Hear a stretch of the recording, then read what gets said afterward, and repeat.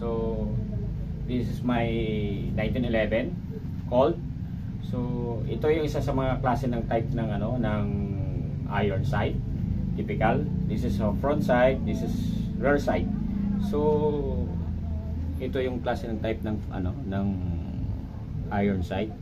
So itim talaga yung makikita mo doon sa dulo. So matinding pagsisipat yung kakailanganin mo para maitama mo yung bala mo doon sa target. So ito yung yung isa sa mga klase ng iron sight. So pangalawa, ipapakita ko sa inyo. This is my Glock 17.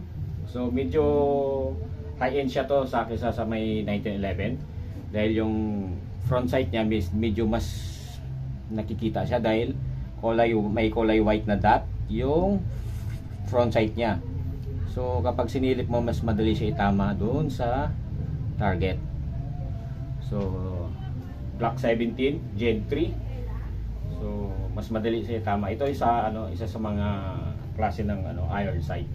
So meron tayo isa pa ditong baril na ito medyo mas advanced to kaysa doon sa unang dalawa na nakita nyo dahil ito yung tinatawag nila na fiber optic sight.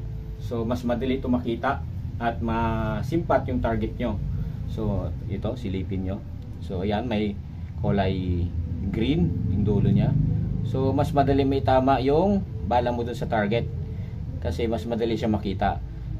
Usually yung mga kulay na napapalitan to guys So ito yung sa akin green.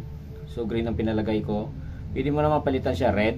So mas advanced to siya sa sa nauna na pinakita ko sa inyo na iron sight.